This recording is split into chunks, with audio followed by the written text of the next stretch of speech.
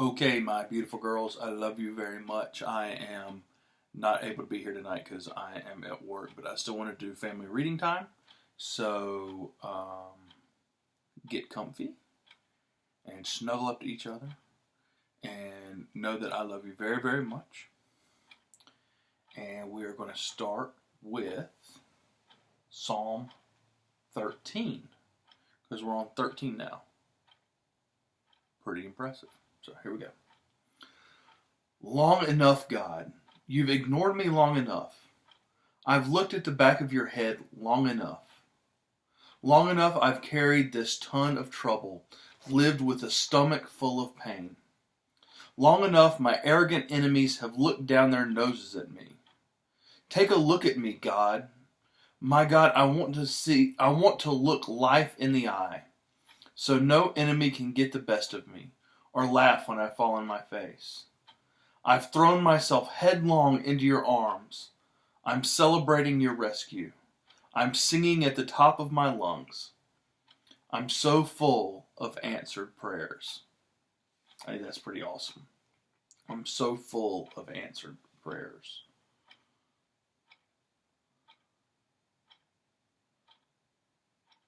And now we're going to read Matthew 13. This is a long one, so hang in there with me. At about that same time, Jesus left the house and sat on the beach.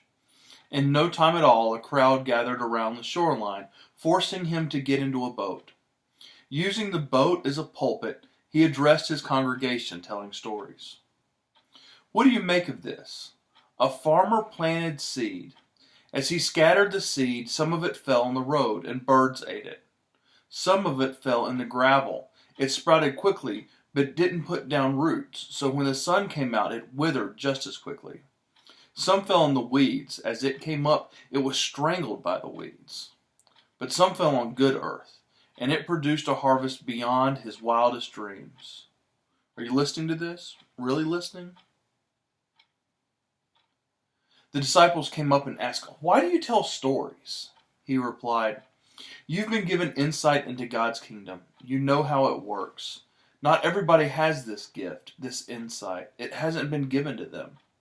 Whenever someone has a ready heart for this, the insights and understandings flow freely. But if there is no readiness, any trace of receptivity soon disappears. That's why I tell stories, to create readiness, to nudge the people forward toward receptive insight. In their present state, they can stare till doomsday and not see it, listen till they're blue in the face and not get it. I don't want Isaiah's forecast repeated all over again. Your ears are open, but you don't hear a thing. Your eyes are awake, but you don't see a thing. The people are blockheads. They stick their fingers in their ears so they won't have to listen. They screw their eyes shut so they won't have to look, so they won't have to deal with me face to face and let me heal them. But you have God-blessed eyes, eyes that see, and God-blessed ears, ears that hear. A lot of people, prophets and humble believers among them, would have given anything to see what you are seeing, to hear what you are hearing, but never had the chance. Study this story of the farmer planting seed. When anyone hears news of the kingdom and doesn't take it in, it just remains on the surface. And so the evil one comes along and plucks it right out of that person's heart. This is the seed that the farmer scatters on the road. The seed cast in the gravel, this is the person who hears and instantly responds with enthusiasm. But there is no soil of character. And so when the emotions wear off, and some difficulty arrives, there is nothing to show for it. The seed cast in the weeds is the person who hears the kingdom news, but weeds of worry and illusions about getting more and wanting everything under the sun strangle what was heard, and nothing comes of it. The seed cast on good earth is the person who hears and takes in the news, and then produces a harvest beyond his wildest dreams. Jesus told another story. God's kingdom is like a farmer who planted good seed in his field. That night, when his hired men were asleep, his enemies sowed thistles all around the wheat and slipped away before dawn. When the first green shoots appeared and the grain began to form, the thistles showed up too. The farmhands came to the father and said, "Master, that was clean seed you planted, wasn't it? Where did these thistles come from?" He answered, "Some enemy did this." The farmhands asked, "Should we weed out the thistles?" But the farmer said, "No, if you weed the thistles, you'll pull up the wheat too. Let them grow together until harvest time. Then I'll instruct the harvesters to pull up the thistles and tie them in bundles for the fire. Then gather the wheat and put it in the barn." Another story. God's kingdom is like a pine nut that a farmer plants. It is quite small as seeds go, but in the course of years it grows into a huge pine tree, and eagles build nests in it. Another story. God's kingdom is like yeast that a woman works into the dough for dozens of loaves of barley bread and waits while the dough rises. All Jesus did that day was tell stories, a long storytelling afternoon. His storytelling fulfilled the prophecy, "I will open my mouth and tell stories. I will bring out into the open things hidden since the world's first day." Jesus dismissed the congregation and went into the house. His disciples came in and said, "Explain to us that story of thistles in the field." So he explained, "The farmer who sows the pure seed is the Son of Man. The field is the world. The pure seeds are subjects of the kingdom. The thistles are subjects of the devil. And the enemy who sows them is the devil. The harvest is at the end of the age, the curtain of history. The harvest hands are angels." The picture of thistles pulled up and burned is a scene from the final act. The Son of Man will send his angels, weed out the thistles from his kingdom, pitch them in the trash, and be done with them. They are going to complain to high heaven, but nobody is going to listen. At the same time, right, holy lives will mature and adorn the kingdom of their Father. Are you really listening to this? Really listening?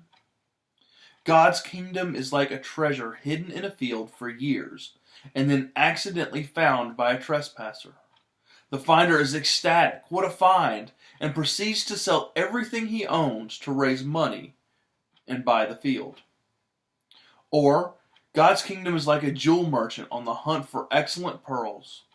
Finding one that is flawless, he immediately sells everything and buys it. Or, God's kingdom is like a fish net cast into the sea, catching all kinds of fish. When it's full, it is hauled into the beach. The good fish are picked out and put in a tub.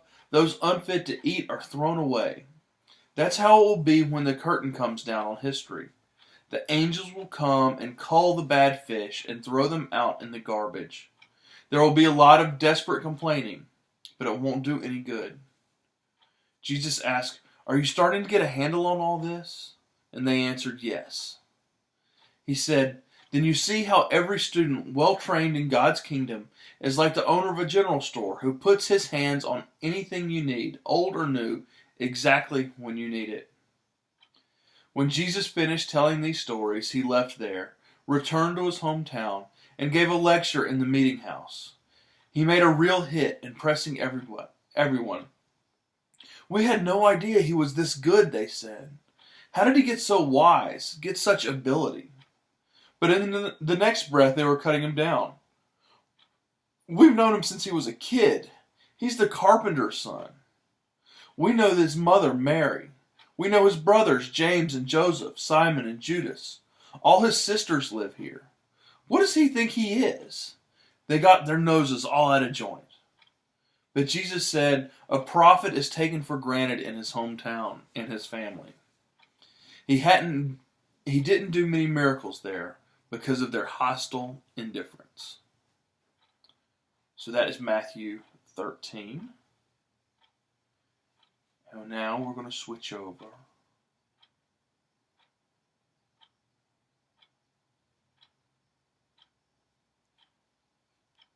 to Harry Potter. Harry Potter, you're a wizard, Harry.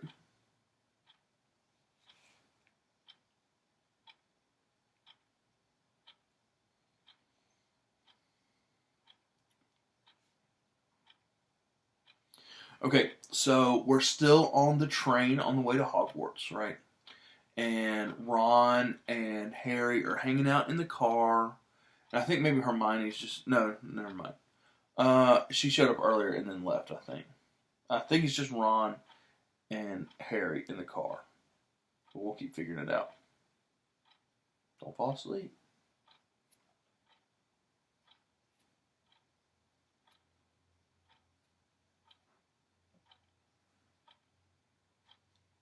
Okay, here we go. What's your Quidditch team? Ron asked. I don't know any, Harry confessed. What?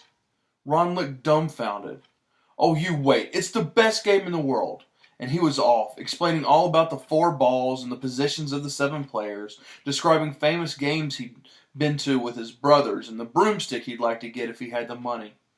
He was just taking Harry through all the finer points of the game when the compartment door slid open yet again. But it wasn't Neville the Toadless Boy or Hermione Granger this time. 3 boys entered, and Harry recognized the middle one at once. It was the pale boy from Madame Malkin's robe shop. He was looking at Harry with a lot more interest than he'd shown back at Diagon Alley. "Is it true?" he said. "They're saying all down the train that Harry Potter's in this compartment. So it's you, is it?" "Yes," said Harry. He was looking at the other boys. Both of them were thick-set and looked extremely mean. Standing on either side of the pale boy, they looked like bodyguards. "Oh, this is Crabbe and Goyle," said the pale boy carelessly, noticing where Harry was looking. "And my name's Malfoy. Draco Malfoy." Ron gave a slight cough, which might have been hiding a snicker.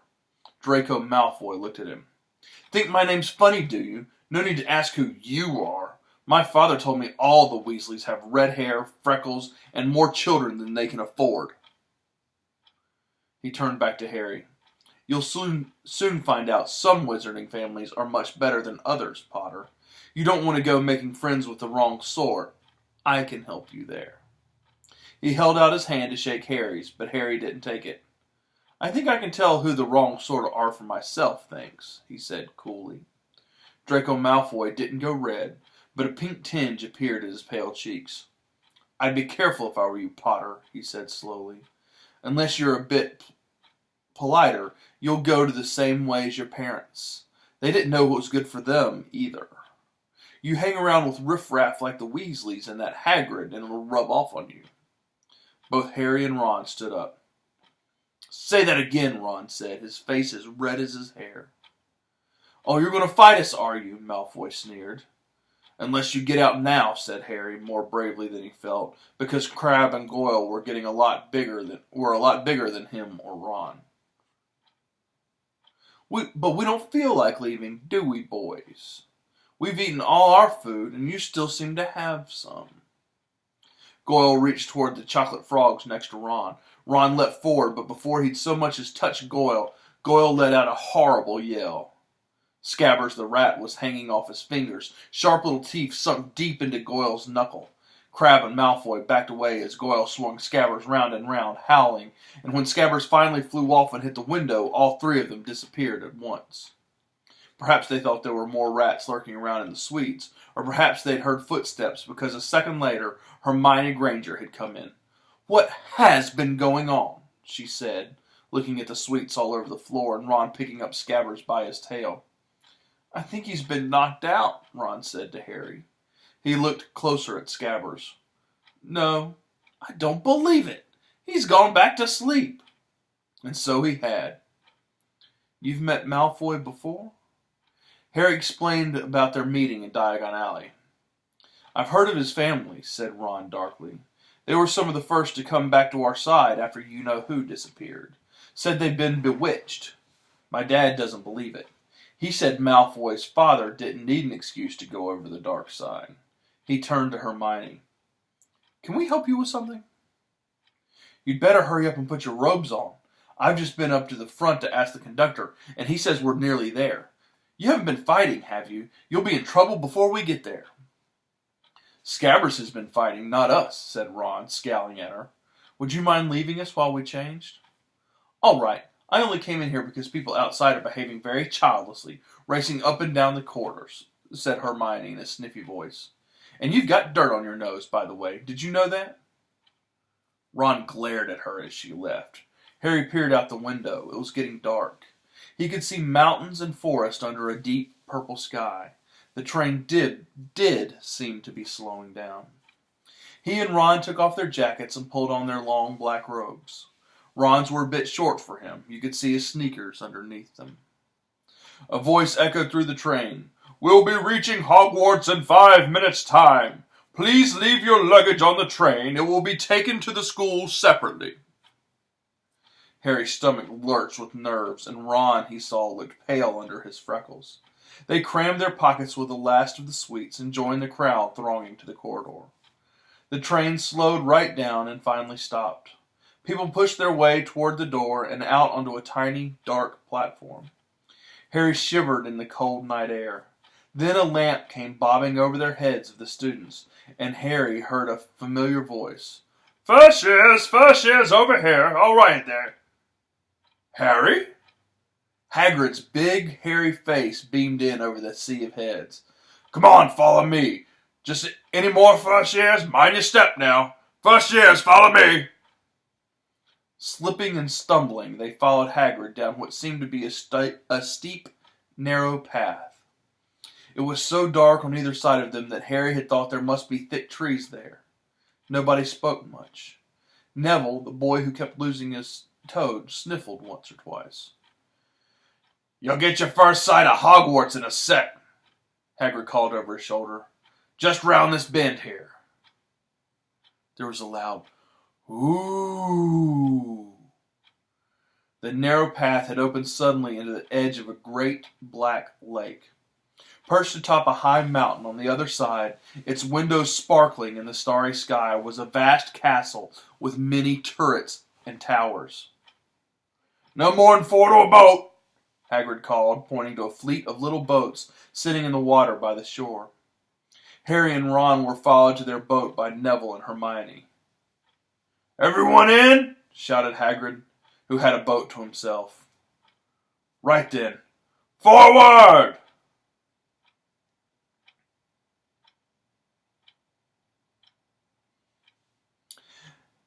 And the fleet of little boats moved off all at once, gliding across the lake, which was as smooth as glass.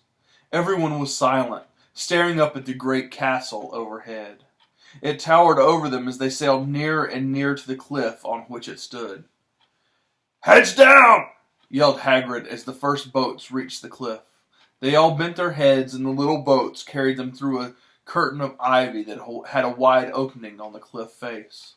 They were carried along a dark tunnel, which seemed to be taking them right underneath the castle, until they reached a kind of underground harbor, where they clambered out onto the rocks and pebbles.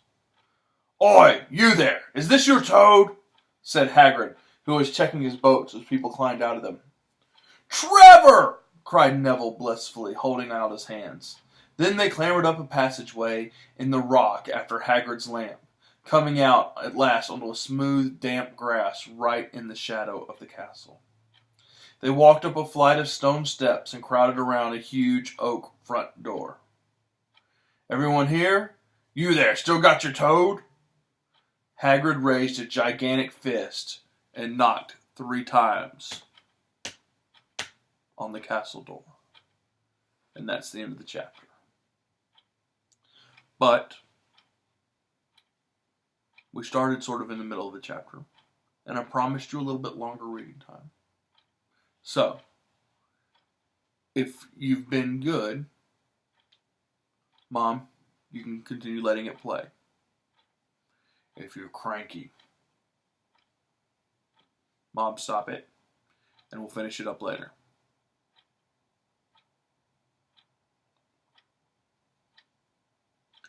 My guess is you might all be asleep. But I'm going to keep going anyway. Chapter 7, The Sorting Hat. The door swung open at once. A tall, black-haired witch in emerald-green robes stood there. She had a very stern face, and Hagrid's first thought was this was not someone to cross. "The first year's Professor McGonagall," said Hagrid. "Thank you, Hagrid. I will take them from here." She pulled the door wide. The entrance hall was so big you could fit the whole of Dursley's house in it. The stone walls were lit with flaming torches like the ones at Gringotts. The ceiling was too high to make out, and a magnificent marble staircase facing them led to the upper floors. They followed Professor McGonagall across the flagged stone floor. Harry could hear the drone of hundreds of voices from a doorway to the right. The rest of the school must already be there, but Professor McGonagall showed the first years to a small, empty chamber off the hall. They crowded in, standing rather closer together than they usually would have done, peering about nervously. "Welcome to Hogwarts," said Professor McGonagall. "The start of the term banquet will begin shortly, but before you take your seats in the Great Hall, you will be sorted into houses. The sorting is a very important ceremony because while you are here, your house will be something like your family within Hogwarts. You will have classes with the rest of your house, sleep in your house dormitory, and spend free time in your house common room. The 4 houses are called Gryffindor, Hufflepuff, Ravenclaw, and Slytherin. Each house has its own noble history, and each has produced outstanding witches and wizards. While you are at Hogwarts, your triumphs will earn you house points, while any rule breaking will lose house points. At the end of the year, the house with the most points is awarded the House Cup, a great honor. I hope each of you will be a credit to whichever house becomes yours. The sorting ceremony will take place in a few minutes in front of the rest of the school. I suggest you all smarten yourselves up as much as you can while you are waiting." Her eyes lingered for a moment on Neville's cloak, which was fastened under his left ear, and on Ron's smudged nose. Harry nervously tried to flatten his hair. "I shall return when we are ready for you," said Professor McGonagall. "Please wait quietly." She left the chamber. Harry swallowed. "How exactly do they sort us into houses?" he asked Ron. "It's some sort of test, I think. Fred said that it hurts a lot, but I think he was joking." Harry's heart gave a horrible jolt. A test? In front of the whole school? But he didn't even know any magic yet. What on earth would he have to do? He hadn't expected something like this the moment they arrived. He looked around anxiously and saw that everyone else looked terrified too. No one was talking much except for Hermione Granger, who was whispering very fast about all the spells she'd learned and wondering which one she'd need. Harry tried hard not to listen to her. He'd never been more nervous. Never. Not even when he'd had to take a school report home to the Dursleys, saying that he'd somehow turned his teacher's wig blue. He kept his eyes fixed on the door. Any second now, Professor McGonagall would come back and lead him to his dorm. Then something happened that made him jump about a foot in the air. Several people behind him screamed. "What the—" he gasped. So did the people around him. About 20 ghosts had just streamed through the back wall. Pearly white and slightly transparent, they glided across the room, talking to one another and hardly glancing at the first years. They seemed to be arguing. What looked like a little fat monk was saying, "Forgive and forget, I say. We ought to give him a second chance." "My dear Friar, haven't we given Peeves all the chances he deserves? He gives us all a bad name, and you know, he's not really even a ghost. I say, what are you all doing here?" A ghost wearing a ruff and tights had suddenly noticed the first years. Nobody answered. "New students," said the fat friar, smiling all around him. "About to be sorted, I suppose." A few people nodded mutely. "Hope to see you in Hufflepuff," said the friar. "My old house, you know." "Move along now," said a sharp voice. "The sorting ceremony is about to start." Professor McGonagall had returned. One by one, the ghosts floated away through the opposite wall. "Now, Form a line, Professor McGonagall told the first years, and follow me. Feeling oddly as though her legs had turned to lead, as though his legs had turned to lead, Harry got in line behind the boy with the sandy hair. With Ron behind him, they walked out of the chamber, back across the hall, and through a pair of double doors into the great hall. Harry had never even imagined such a strange and splendid place. It was lit by thousands and thousands of candles that were floating in midair over 4 long tables where the rest of the students were sitting. These tables were laid with glittering golden plates and goblets. At the top of the hall was another long table where the teachers were sitting. Professor McGonagall led the first years up here, so that they came to a halt in a line facing the other students, with the teachers behind them. The hundreds of faces staring at them looked like pale lanterns in the flickering candlelight. Dotted here and there among the students, the ghosts shone mostly silver. Mainly to avoid all the staring eyes, Harry looked upward and saw a velvety black ceiling dotted with stars. He heard Hermione whisper, "It's bewitched to look like the sky outside. I read about it in Hogwarts, a history." It was hard to believe there was a ceiling there at all, and that the great hall didn't simply open up into the heavens. Harry quickly looked down again as Professor McGonagall silently placed a 4-legged stool in front of the first years. On top of the stool she put a pointed wizard's hat. The hat was patched and frayed and extremely dirty. Aunt Petunia wouldn't have let it in the house. Maybe they had to try and get a rabbit out of it, Harry thought wildly. That seemed the sort of thing. Noticing that everyone in the hall was now staring at the hat, he stared at it too. For a few seconds there was a complete silence. Then the hat twitched. A rip near the brim opened wide like a mouth, and the hat began to sing. "Oh, you may not think I'm pretty, but don't judge on what you see. I'll eat myself if you can find a smarter hat than me. You can keep your bowlers black, your top hat sleek and tall, for I'm the Hogwarts sorting hat, and I can cap them all. There's nothing hidden in your head the sorting hat can't see, so try me on and I will tell you where you ought to be. You might belong in Gryffindor, where dwell the brave at heart. Their daring, nerve, and chivalry set Gryffindors apart. You might belong in Hufflepuff, where they are just and loyal.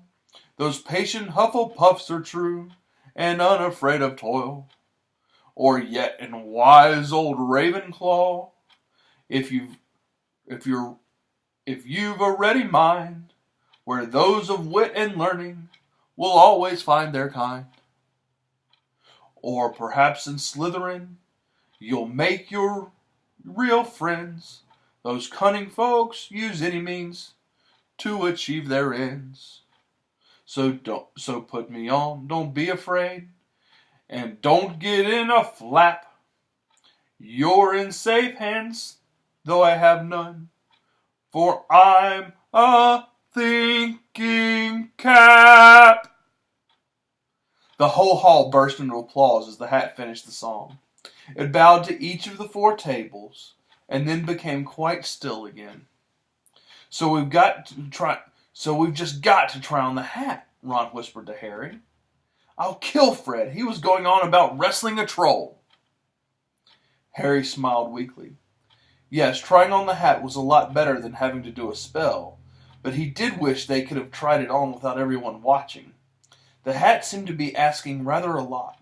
Harry didn't feel brave or quick-witted or any of it at the moment. If only the hat had mentioned a house for people who felt a bit queasy, that would have been more the one for him. Professor McGonagall now stepped forward, holding a long roll of parchment. "When I call your name, you will put on the hat and sit on the stool to be sorted," she said. "Abbott, Hannah."